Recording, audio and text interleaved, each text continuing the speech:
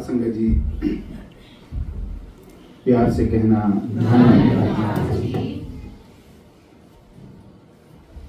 सात संगत, सतगुरु माता शिक्षा महाराज जी की अपार कृपा से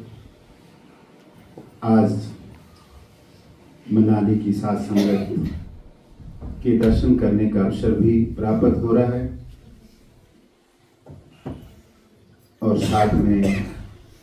आशीर्वाद लेने का भी शुभ अवसर मिल रहा है, जिसके लिए दास सतगुरु माता जी का आभार व्यक्त करता है। सात संगत जी, आज जो सात संगत का रूप बना हुआ है वो सतगुरु की कृपा से परम सत्कार महात्मा जी की सेवा निवृत्ति, जिन्होंने 31 वर्ष पीडब्ल्यूडी विभाग में सेवाएं की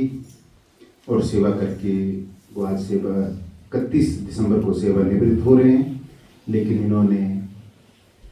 सतगुरु के आगे अरदास करते हुए आप सबके लिए आशीर्वाद की कामना करते हुए आज इस संगत की व्यवस्था की। सात संगत जी,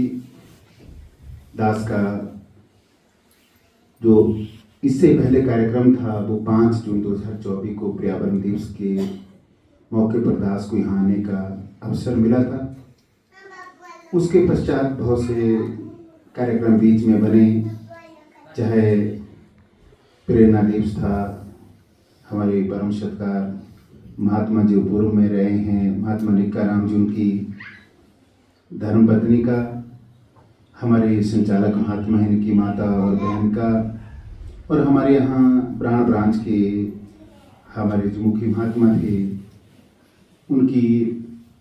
प्रेरणा का दिवस का, तो कई प्रकार के कार्यक्रम यहाँ हुए जिसमें दास को आने का अवसर नहीं मिला। कई बार मौसम विभाग के कारण दास बाहर था, दिल्ली से आने का प्रयास एक बार किया था तो फ्लाइट कैंसिल हो गई, और उसके बाद कई ऐसे मौके मिले जैसे आपको कहा कि हमारी दास की धर्मपत्नी थी, वो बीमार थे और बीमारी का नाम भी भयंकर था, तो इसलिए डर था, लेकिन सतगुरु ने कृपा कर दी कि वो पूर्ण स्वस्थ हो गए। और आज का जो कार्यक्रम था, इस कार्यक्रम में भी दास ने महात्मा देवराज जी को कहा था कि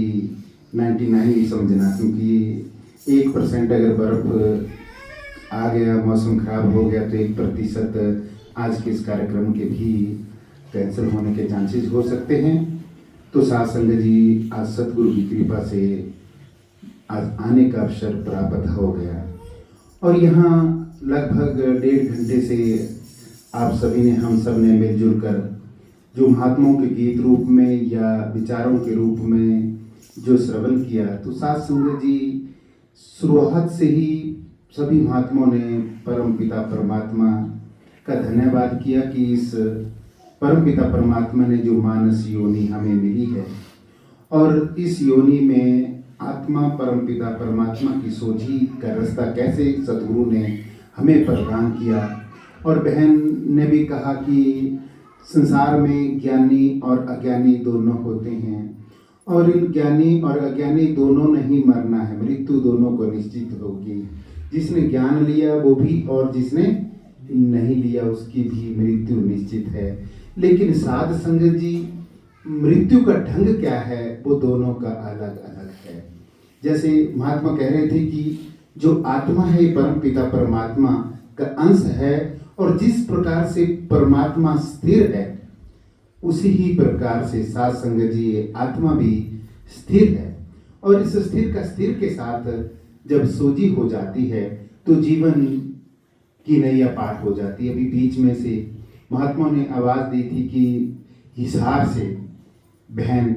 का नाम लिया था, हिसार से महात्माओं का नाम लिया था।